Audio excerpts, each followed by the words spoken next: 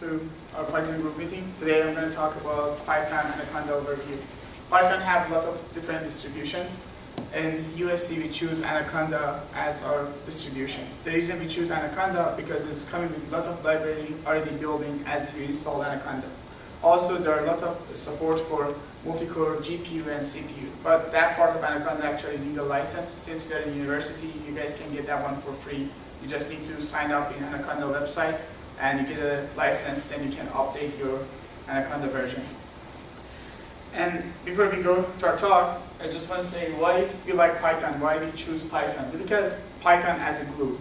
Python lets us to actually do scientific applications, but let us to work with the other programming language like C, C++, Fortran. We can actually use Python as glue if you have a libraries in different language to use them. There is a project called actually Cython. If you have a library written in C program, you can directly use it in your Python program. And the other reason we like Python, look at it as a language is help you from start to end. My background is, when I was in grad school, was computer vision. We used to do a lot of work in MATLAB to get the stuff working on MATLAB, then actually move to write the code in C or different languages.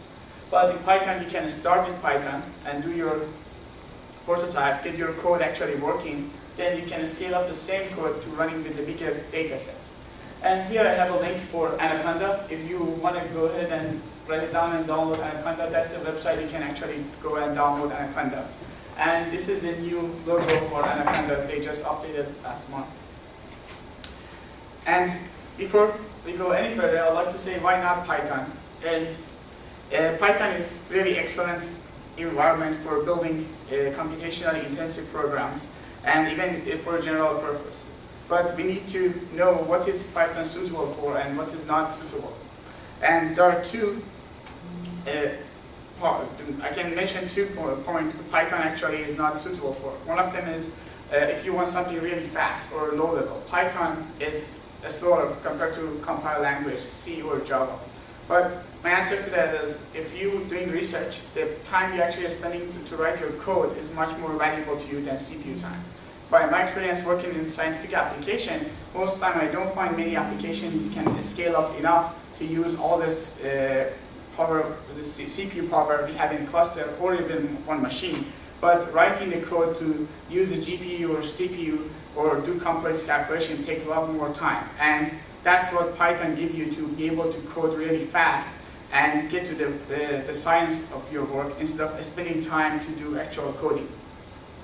And the other problem with Python is really not good for highly concurrent program because using something called global lock or GIL or global interpreter lock, and that's causing issues if when you have one Python process, you cannot actually run it and scale it up. But that doesn't mean actually Python cannot execute truly multi-thread parallel code. Because the limitations come with single Python process. There's a lot of different ways and libraries to help in Python scale up. We have Cython, as I mentioned before, to let you to scale up your code. We have OpenMP, actually being imported to Python. You can take advantage of using OpenMP. Also, there's a library like IPython that lets you to start more than one IPython process. Then you can actually, that IPython process can be in the same machine or it can be distributed through your cluster to scale up your code. As we just start our talk, you see that I mentioned a lot of libraries. Python is one of the other powerful thing about Python is all the libraries come with Python. Today we're going to look at the 6 of them, and I'm just going to introduce you guys to these libraries, and hopefully you like them. The first one I actually get to know recently is IPython. IPython was a side project in 2001. They want to design an interactive environment for Python. If you use Python, you need to write a script, then you get it running, or you need to actually you can use a shell command to do command by command, and Python give you back answer. There is no way you can actually interactively do a snip of the code and just do something with it and just go back and forward. And IPython give you that power to be able to actually do interactive coding. Let me make an example. Like if you guys work with MATLAB, That's IPython let you to do. You can actually have part of the code, work on it, and modify it, and then take it actually, in the IPython case, we can take it actually, run it in a cluster or GPU if you want to scale up your code. And the reason we call it IDE is because you can edit, compile, and run your code. And IPython actually have a lot of different flavor. The one we used here, and I want to demo to you guys, is going to be the web-based version. There's one with the Qt, there's one for command line, but the one I like the most, and I think is going to be useful for any research or any type of work, is going to be the web-based one.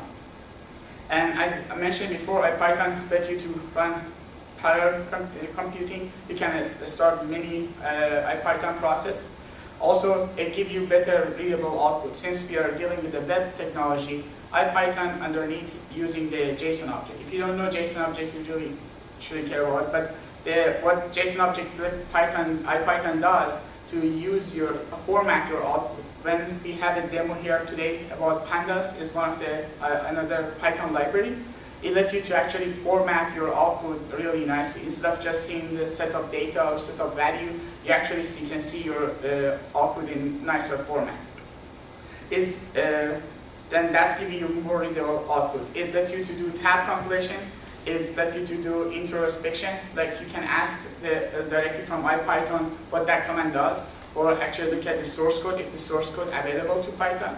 And you can run magic command. That's the part I like the most. If you are doing IPython and suddenly you remember you need to load up some library or you want to run some script, you can actually use magic command from inside IPython to run those libraries. And the one I have here is %run. If you have this %sum, means this is a magic command in IPython. It's not really Python command. And %run is actually let you to run something. You can actually do %run Python 1.py, then actually run your Python program inside the IDE while you're working with it. And it supports easy copy and pasting. If you do scientific application, even you work for industry, you will end up to see a lot of code online. You want to do copy paste and just use the code. In a lot of programming language, there are not good. IDEs are not good support for it. You end up to do a lot of cleanup after you copy and pasting. But in IPython, give you option actually copy paste, and you can and offer many tools for copy pasting code back to IPython. Here I'm gonna demo for you guys IPython. When you open IPython, you end up with this screen. When you install Anaconda, actually I have it installed here, you will get in IPython notebook, and when you run this, you will end up with this web page. And this is going to be your code, and if you have a new code, you can refresh. And this is the part I'm just going to show, but we are not going to go to details. You can actually here, you can start as many Python process you want, and you can start talking to them. And IPython actually does the work for you. If you work with MPI, in MPI you're responsible for send and receive between the process, but IPython does that for you automatically. You don't need to do the work. And you can just hit the start here and you start at many IPython engine you need. And let's make a new notebook. When you open up the new notebook, you get the interactive, in your interactive environment, you can put a name, and let's call it demo. And you have the basic tools like save, copy, paste, up and down. Actually, this one is going to insert the cell in top and cell in bottom if you need to add something, and this button lets you to run or stop the code. Let me do something here, 2 + 2. And you can actually start typing interactively. If you want to do any kind of algorithm, or you want to do any command, Python command, you can just use it here. And the other nice thing about IPython, I like, if you're doing scientific work or even doing any kind of work, you can document for yourself. You can choose, okay, this is just going to be raw text, and start writing something, and this is going to stay in your code. Whenever next time you come back, you can see it. It lets you to do a lot of different actual tagging. You can do HTML, you can do latex. If you have a really complex formula, you want to have it in your IPython, you can just do directly latex. And there are tools actually that let you to export your work as HTML to publish it in the website. If you work on something, you want to build a demo, it's really nice environment to work with. And the other thing you end up using is going to be kernel. You can actually here let you to restart your Python process. If something happened, your program actually hang, and that's really nice. It doesn't kill the whole thing since it's just a web page. It just restart the IPython in the background. If you look at it, this is the background. That's what the way IPython is running in the background as a service. And I think that's going to be our demo for IPython. We go using it through all our presentation. The next library I would like to mention is going to be NumPy. NumPy is a really famous library. If you did anything with Python, I'm sure you saw NumPy before. NumPy is really let you to deal with array. That's what is NumPy famous for. It is really efficient from the memory space and actually doing the calculation. It is taking advantage of low-level libraries and actually does take advantage of multi-threading to do multiplication or adding of the matrix. But it's just not limited to just doing the matrix multiplication or dealing with the matrices. It's that you to read and write file. You can do like CSVs, or you can do different format. Also does basic linear algebra, give you real random. If you want a normal distribution random, that's a place you can actually have two or three different kind of random supported by NumPy. And actually does the Fourier transform and give you tools to integrate your C or C++ code, C++ or Fortran code, as I mentioned in our start of our talk. I have a short demo for arrays too. If you go back, and now I'm opening my new notebook. Okay. Well, if you see, I have some description. You can do the same thing when you're doing work. You can actually get normal text and write something for yourself to remember. The standard way of using NumPy is you import NumPy as NP. You can just do import NumPy, or you can import a lot of different ways. But I recommend to do this way because if you look at any code online, that's the way they will be using it. And if you want to copy paste somebody else's code and look at them and run the code, that's the way I recommend to import too. And right here, if you see, I just import NumPy as NP. Now, from NumPy, I'm asking to generate array, and I will make an array, and this array is from 0 to 3. There are so many nice utilities for NumPy. You can ask for the number of the dimension. Here is 1. And this is the part I was telling you about the IPython. I can ask IPython what this command does. And IPython actually show me in the help. I can start reading what this command does and what it's returning. And give me some example if I need to actually look at the example. And if I want to get deeper, I can actually, instead of 1 question mark, I can put 2 question mark. And actually, I will see the source code of this command we were using. It's the dimension, ndim. I will see the source code of this command. And there are so many other commands like shape to give you the shape of matrix, length. Actually, this is the normal length in Python, but give you again the same size of matrix. You can actually use another way of getting it is you can use the dimension or shape. And here you can actually build, I'm building the 2x3 matrix, and then I will look at again all the 3 attributes. You can see the dimension is 2, the shape is 2x3, and length is 2. And the other part of NumPy I will be used a lot and being used a lot in a scientific application is series. If you want to make a series of number between 1 to 10 and the step size is 1, then you just run this command and you can see the series is built. You can actually use line space if you already know the boundaries and you want to divide your space with a smaller step. Here I divided by 6, let's get it more complex to 16. Now it's divided between 0 to 1 by 16 a step.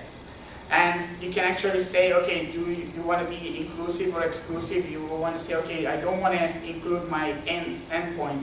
Now, if I run this one, you will see I'm not finishing at 5. The last step is 0.8, but the one before we finish at 1. And that's really interesting when you want to make a grid or you want to look at the surface. You can actually do this really fast in NumPy. there are all the common arrays are available to you. Like here we have ones, zeros, I, and you can actually make a matrix just using the diagonal, or you can actually populate the matrix with a random number, and you can actually do it for 2 by 2 or 4 by 4 or any matrix size you need. Or you can actually use normalized random, and that's rand_n to give you use a normal distribution to generate random number. And the other part is in NumPy is really powerful. If you use Python, you're not responsible about type. Python handles all the type for you. Decide this is integer or float. But sometime in your calculation or any scientific application, you want to know I'm dealing with the float or I'm dealing with the integer. And that's the thing Python provides. You can ask to actually generate the matrix with the type you're looking for. Here, I'm making matrix with the type integer. Even I have a number float in it. If I run and I ask print A, you can see the floating number is gone. It becomes integer. It's actually enforce the type if you give it the type. If you don't provide any type, it choose what is the best type, and here you see the type is integer. But if I add a floating point, the type now changed to float. Actually, you can, in your code, you can check for the type if you're expecting to see integer or if you're expecting to see floating number. And then you can do the same thing for ones. If you want to generate ones matrix, but you want that be integer, because by default it actually is float. If you want to generate ones matrix, and if you use the default value, it's going to give you float. But if you want to make sure all your operation is integer, you need to define the type. And it supports actually imaginary numbers. I'm sure that's kind of really interesting for myself too, because if you work with C or Fortran support, but this is come part of as NumPy, and it's really nice to work with imaginary number in your matrix without dealing with anything complex. And you can have a matrix of the Boolean or as a string. And the other nice thing about NumPy is really efficient. If you look at here, because my largest string was the length is 6, is automatically allocate the space of 6. If I reduce this, like let's make it pi and run this, now the data type change. Actually, you can use this data type for a lot of stuff to see how big is your footprint, is memory is, and actually if you need to change it or you need to increase it or decrease it, you can enforce it by the D type. And there are so many other stuff in NumPy. I think the last thing I want to mention here, dealing with the matrices. If you work with any other programming language like Mathematica or MATLAB, you like to be able to slice and dice with matrices. The same thing is available for you in NumPy. You can actually look at the values, and here I just generate the matrix, and I will look at the 0 element, 2 element, and the element. -1 actually counting backward. I'm looking at the end of my matrix. Let me print A here. If you look at A, you can see this is the matrix. Now, I'm generating the B matrix, and B matrix again is a diagonal matrix, and I can look at the 0 element and 2 and -1, and now I'm looking at it by row. And let's generate new A. And now A is 3 by 3 matrix. I can look at element 1, 1, or I can replace the value. And if you look at now, after you're replacing, is easily replaced by 200. Again, in some other library, if you work with them, since you're dealing with array, you need to make a new array and copy the array and replace the value. But in Python, it does that for you really easily. You don't need to do much work. And the other thing, let's look at the A again. You can actually do a slice and dicing here. I generate A again between 0 to 10. I can ask for any item before 4. I get 0 to 3. I can ask for any item from to start and end, but I want to have a step size of 2. Then I get 0, 2, 4, 6, and 8. Or I can ask for anything after 3. And this way you can actually slice and dice your matrix. If you work with MATLAB or any other programming language, it's really similar to those. And there is I don't think we have time to go to copying and other stuff. That's going to be what I'm going to show you for NumPy. The other library is really famous is Matplotlib. Matplotlib is a library I'm sure if you use Python, you use Matplotlib. You will see Matplotlib. This is a definition actually I took from the Matplotlib website. They just designed this to be replacement for MATLAB plotting for Python. If you design any kind of plot with MATLAB, you should be able to mimic the same plot in Python. And let me show you guys how this works.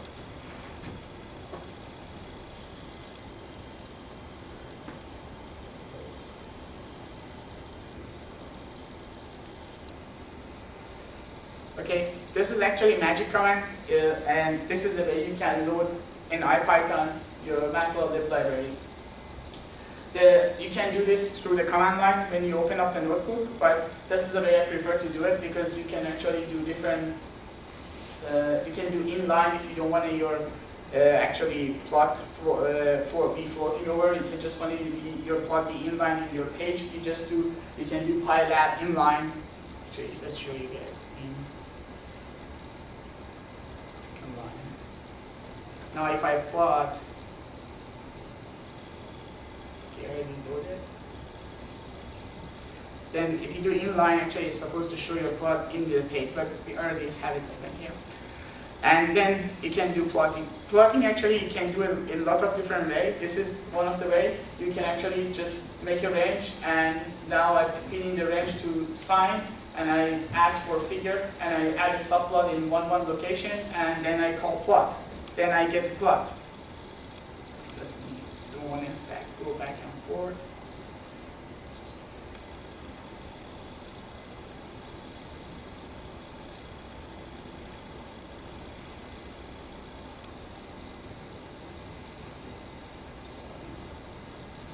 And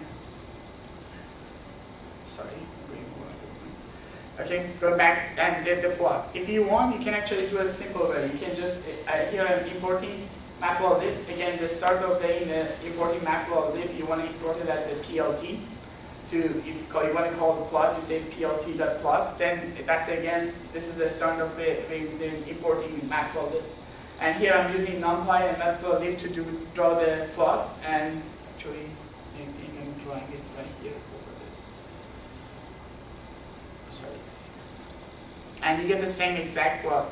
Also, you can even, if you don't want to use NumPy and you don't have those libraries, you just have Matplotlib installed, you can use Matplotlib, just do normal range function from Python. Here you see there's no NP, I'm not using NumPy to draw the same exact plot. And I recommend to look at this web page. This is the gallery of the Matplotlib. It's going to show you all the plot all the different plot you can do with Matplotlib. If you look at them, there are so many of them, and it's really powerful library. If you want to do any kind of plot, I hardly recommend to look at this gallery. Most likely you're going to find a really good example, and all this example come with a source code. If you need a source code, you can just look at them and do it. If you can see even they have it for genomics. Going back to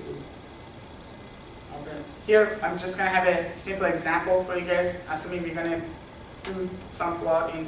And this is sine and cosine, but I want to add enough stuff to it I can add it to my paper for publishing. Let's make it a little bit wider now. You can see the line got wider. And now I want to change the limit. You can see I have an extra space. I go -4 to -3, and here 3 to 4. I want to move the limit, but I don't want to get boundary. I just change the limit of x and y for my matrix. Then now I want to show, actually this is sine and cosine. I don't want to really care about -3. I want to look at the pi value. I'm just going to change the ticks to show the pi value. Then now I can see 3.14. And now this is again, is not nice to publish it in paper. I want to have actually pi value to showing it. Here I can replace those ticks with actually a string. And now you can see it's changed to pi value and much nicer. but still I would like to move my axis to be in the middle of the page instead of in the sides. And this is going to let me to now move my axis. And now still I need the legend because the plot with the legend does not make any sense. And now I have a really good quality plot, and Matplotlib let me to save it in any format I need. It's really, I like the SVG. If you want to put it in a PDF paper, then they can scale up and down. And there's a direct support for LaTeX and JPEG and PDF. And the other nice thing I like about actually Matplotlib library, you let you to do a lot of stuff. You can here do zoom, and you can actually change the scale to log a scale. It's going to be interesting.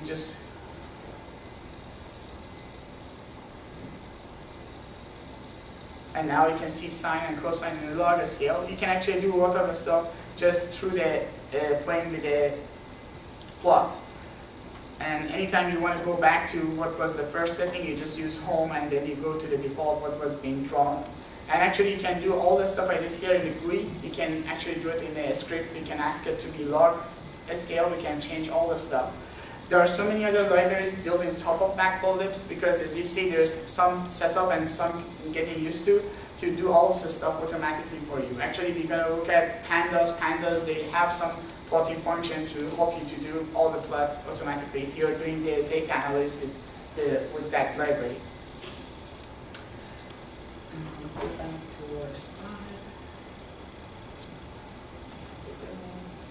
Okay, the other library I just mentioned was pandas. The story of pandas is the guy who wrote actually used to work for a stock company to do data analysis on the stocks, and he was using R. But he needs to keep switching between R and Python to get his work done. Then he looked at Python and said it's easier to implement everything is in R in Python. And he actually did that. And that's the reason it's really a replacement for R. If you know the data structure from R, you know series and data frame, there are exact same in pandas. You can use the same series and same data frame in Panda. And actually it does a little bit more is do linear and plane regression. If you know what they are, you will be using it or not, you don't should care about it. But if you want to do more, if you like the data model, but you want to look at the statistical model, that's a place you want to look. There's a library called a stats model. That's for a stat model. And the other library is Scikit. And Scikit, if you want to do machine learning, that's the part actually, that's one of my personal library. I really like that library because it lets you to do all the machine learning algorithm already with that library without any implementation or any code. All the, like, if you use KNN, that's already there. If you use any you need any machine learning language, algorithm is already in that library for you. And I guess I have a demo to show you where to start with it.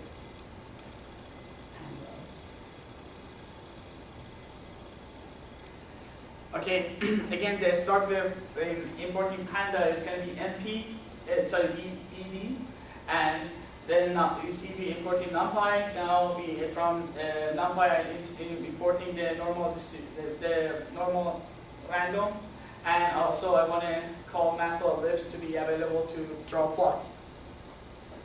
The first data structure in Panda is series. Series is really look like an array, but the only thing in Panda is different is indexed from whatever the size you have. If it was 10, then you get 10 index. But one of the other thing I did here, and I want you to look at, is a value called nan. Pandas support nan. They can deal with the values or not value, because the main reason they designed Panda was to deal with the data analysis and analyze your data. There are so many times you get the data, but the part of data is missing. You need to remove it or add it, or whenever you do mean or you get average, you do mean and you look at the distribution, you want to be able to add or remove them from your distribution. And actually that's all supported by pandas. And the other data structure in pandas is data frame. Data frame is really look like your database table. It's going to give you the table. And you can see I have it here time, and I have some value for A, B, and C, and D. get some table view. And there's some nice tool in Panda. Right now I'm looking at only two start value in that table. I can change this to be 5, then I'm looking at the first 5, or I can ask to, okay, I don't care about the first 5, I just want to look at the tail. This is going to give me the last 3 values, and I can look at those 3 values. Or you can actually, this is the power of the data frame. What I did here now different what we had just in above. I'm trying to have both in the screen. Pandas support to, in your table, have 2 or 3 different data structure. If you can look at this table right here, if you look at the type, the same thing we did in NumPy, this table have float, have time and date, have integer, and even have object in it. You can have a lot of different data type together in the same place. And it's really powerful because you actually whenever you get the data, most time your data does not have the same type. If you have, like before I used to convert time to ticks, and then I need to actually manually control time. But here, you actually dealing with the exact data structure the way you want it. You can change it and if you need to, and you can actually use it for your calculation. We look at the head and tail. There are another command like index. It's going to show you all the indexes. You see, our time is our index here. You can actually, you can see index is time, and then you can look at the columns and look at the value. The one I like the most is the describe. Running describe, go to your table and give you some basic information. It gives you what is the size of each column. You can see it's 60 here. I can look at the mean, standard deviation, the minimum, then 25 percentile, 50 percentile, 75 percentile, and max. With just one command, you can get some information about your data set without any work. And here also lets you to sort by. You can just now I'm sorting by column B. If I started to going up and down. If you look at the column B here, is a start with. We look at the tail. Let's look at head.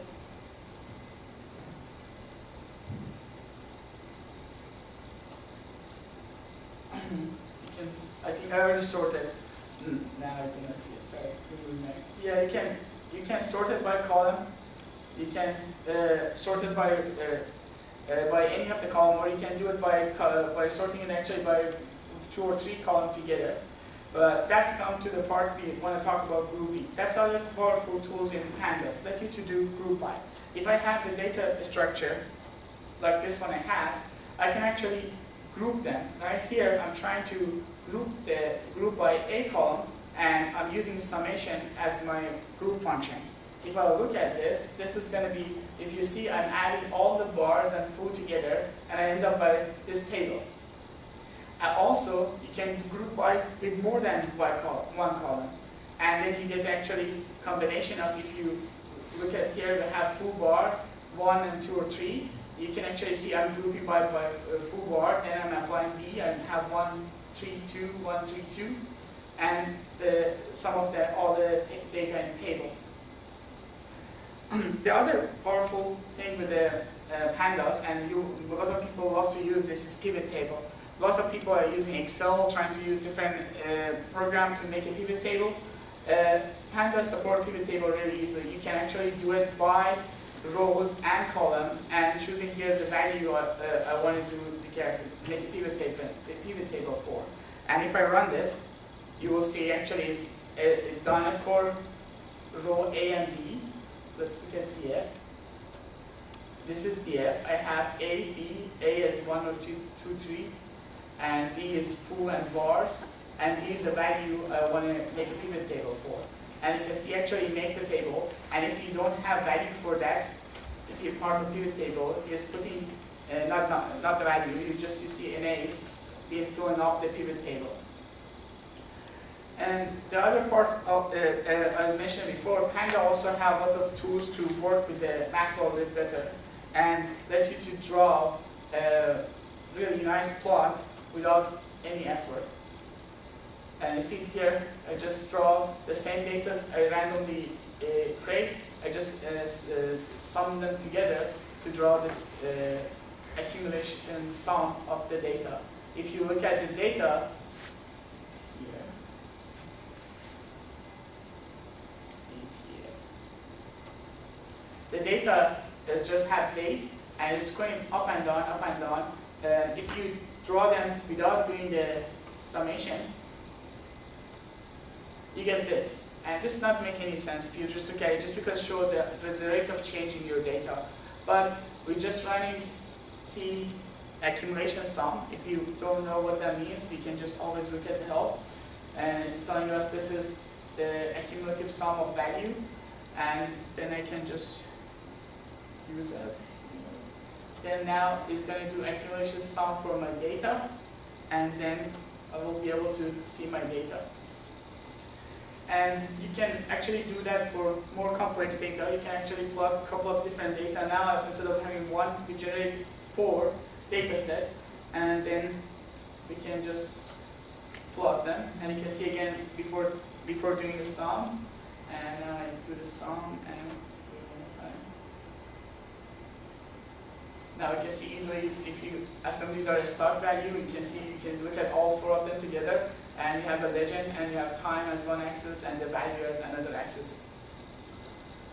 I think that's all for pandas.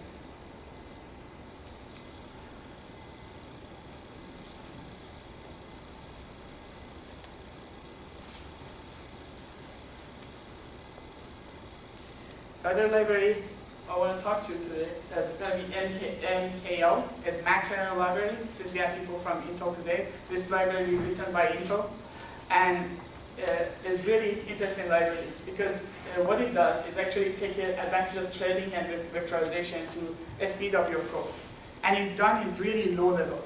The amount of knowledge you need to know about this library to use it is almost zero. You don't need to know anything.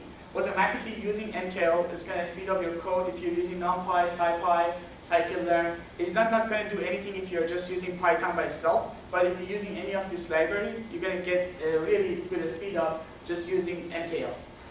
And let me show you guys how you can use MKL.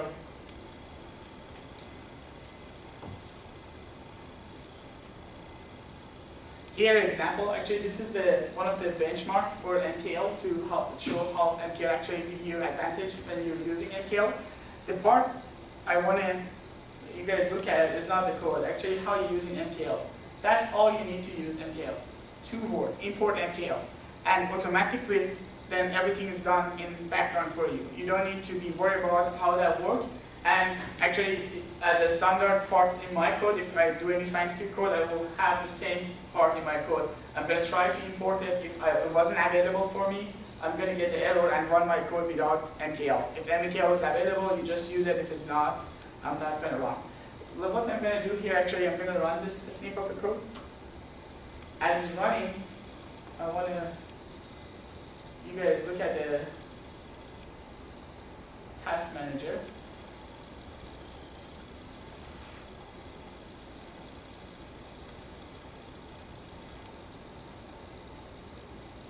You can see if you know Python from before, if you were running normal Python program, you can see only one of the, my PC have 8 core. It is one of the core being started. Python use only 1 core to run. But here, since I'm using NumPy, you can see all my cores start calculating because NumPy and MKL take advantage of all the cores and all the resources available in my PC. And you can see actually it's running all 8 CPU. There is even not one of them is not working. All 8 are running something. And that's the way you use MKL. I think that's one of the easiest speed up for your code. If you want to do something to take advantage of the threading and scaling up your code, you just import MKL 2 ports, and that's all you need to do to scale up your code. I think that's all I want to show you for MKL because it's just really easy, straightforward to use. You don't need to do much work. And here actually is a benchmark for MKL. This is Anaconda MKL. Here is a gigaflop. That's usually if you see is higher is better.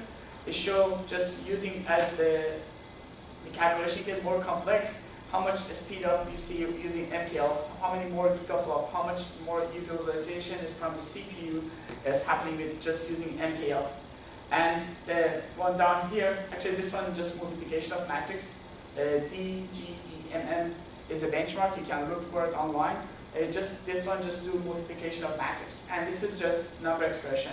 And here we look at the time, as green here is the one with MKL, and as lower is better, and you can see MKL actually is right here, just using Anaconda with NumPy by itself, you're right there. And it's really nice library. You don't need to do any effort, and you get really good speed up for your code as your code growing. And you can see when you start, is not much help because the overhead of MKL actually does not let you to get a lot of speed up. As your memory, your problem size is going to grow, you're going to see more saving and more advantage using MKL. The next library and last library is going to be NumPy. What happened in Python, I mentioned before, we have the problem with the global lock. And there are so many work done to solve this problem. One of the best way of doing it is just target compiler. Let's do the stuff to Python, directly talk to the LLVM compiler. And that's what NumPy did. They take your code and compile it to the LLVM binary. Then you don't need to do any of the extra step in the middle. And then this is the way your code can really use all the multi-core GPU, CPU library out there is available to it. Using CUDA, using MPI, anything you was available to C or Fortran or any other advanced language, with this you can now use with using NumPy. And you get a really good speed up because your code directly converts from the Python code to LLVM code. Yes, still you have an overhead of conversion and compiling, but at the runtime, actually you're getting almost the same speed, and sometimes it's better because NumPy is active project, and there are a lot of optimization done to that project to make your code actually run faster, even with the same algorithm from converting it from Python to the LLVM binary code. And here I want to demo you guys NumPy. This is the code for this. If you look at it, you give me this code, and I just add MKL to make it run faster. And I'm going to just run it to let you guys. This is just drawing fractal.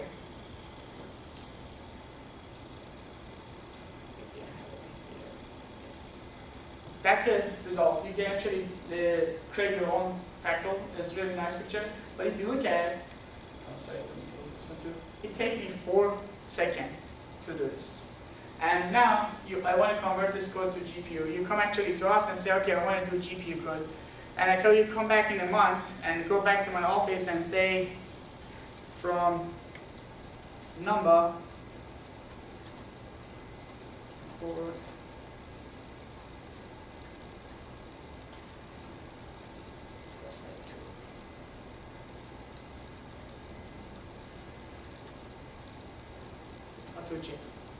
and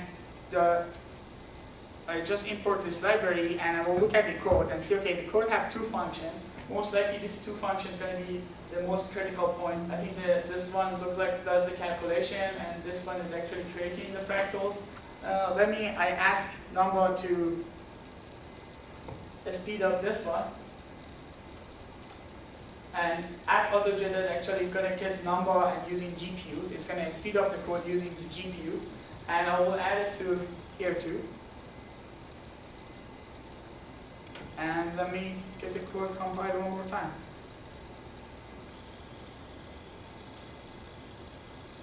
And now, if you look at, I cut the time 20 times faster with just adding 2 decorators and 1 import. And this code, instead of running now on CPU, running on GPU, and I have 20 times speed up. And the funny thing is, if I leave this stuff here in place, I can run my code in the CPU version of my code with the same code without no change. And that part is really, to me, show the power of Python and using NumPy. Because if you use MPI or any other language, you need to actually modify your code. And if you guys been into our, I don't know if anybody was here from our MPI session we had last week, your code, whenever you convert it to MPI, is not, you cannot run it no more serial because it have all the MPI code in it. But here, your code is still going to work running normal serial code in your workstation. Also, you can take advantage if you have a GPU available to you. And same thing I did for the MKL. Actually, you can put these two commands in some kind of try-catch. As if they're available to you, if your Python have it, then you're going to get a speed up. If you don't get any speed up. And that's going to be the demo for NumPy. And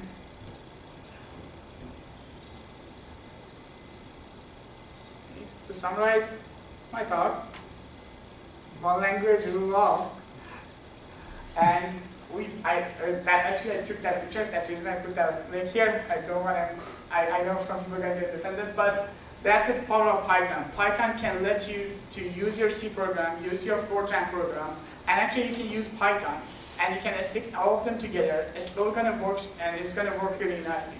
And that's the thing make Python to be the language for scientific application, and can be used in any research or any code you are currently have. If it's still you're doing C or you're doing Fortran, you can still take advantage of Python. It's not going to limit you because you are just C application. If you're using C application or Fortran application, you cannot use Python. And if you have questions, I will be happy to answer them. And if you have any question after I left, you can always send us email at rci@cs.edu. We will be happy to answer, even if not related to our talk. We will be happy if you have any problem with your scientific application. You can always send us the question. We try to find expertise to hopefully come up with a good answer with your problem. I think that's yes. Intel has the PHY, like the GPU. Yes. Does it have a backend yet? Does Numba have a backend? No, Numba does not have actually, but that's in I think development, because that's the last thing. Yeah, it will be in release soon. Then you can actually, Numba Pro will work for the PHY chip too. Actually, I'm hoping that be fast because that's really nice. Any other question? To use Numba, do you need to change your code so it can be parallelized by Numba, or does it? No, that's the thing. I'm using Numba right here. My code is a normal code. I only add the decorator. That's the whole power of Numba. If this is the same code, you can run it without Numba. If you want, I can just take out the Numba and this code is still going to run, but now running a CPU. Oh, let me restart the kernel.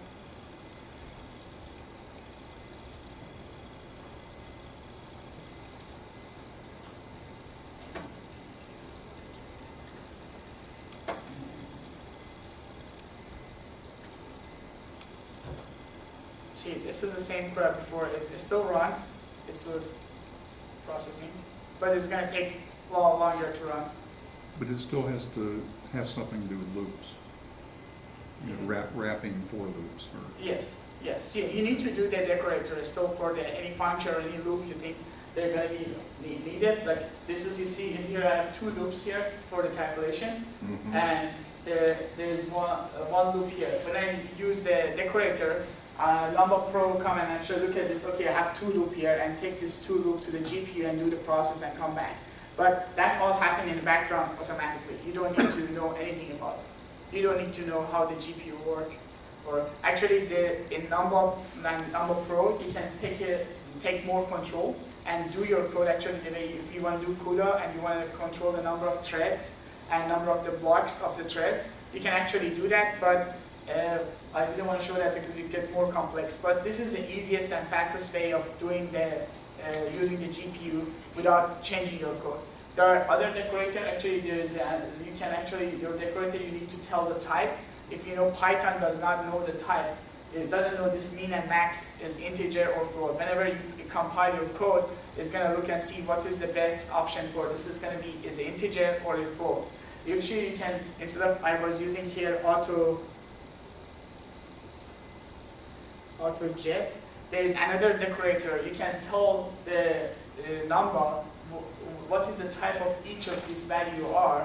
Then actually you get more speed up because the number doesn't need to spend time to detect the type.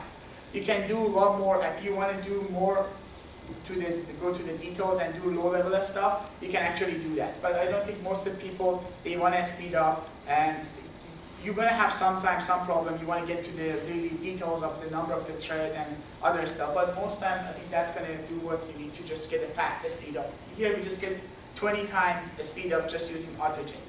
If you use a complete decorator, when I was trying, I was getting like 100 times speed up. If you you go and control the number of thread, you get like 1,000 times speed up.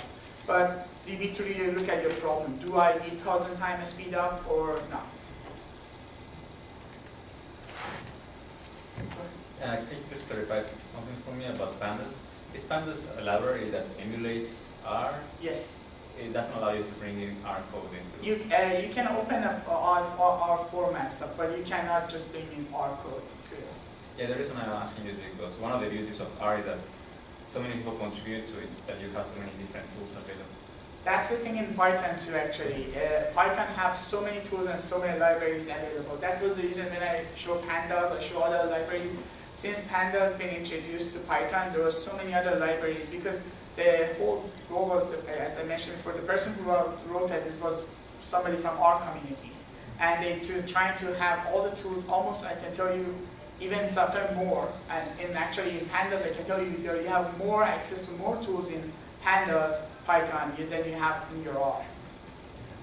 And when you work with R, doing a scaling up your code in R is much harder than doing the Python. That's going to be one of the other advantages if you take your R code and convert it to pandas. Yeah, but you need to do all the conversion and stuff. You just cannot take R code and run it in Python. So the pandas community is pretty strong, right? Yes, I mean, pretty strong. Actually, the guy who started first, now he's having his own company. The only thing he does is writing more tools for Panda and more libraries. And they also community have a lot of contribution. There's a big, huge community now for pandas.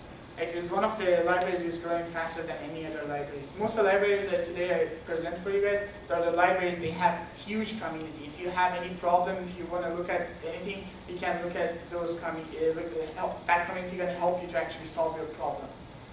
Are these open source still? Yeah, all of them open source. All those libraries open source. The only thing here I show you need to have a license is the Number Pro still is free.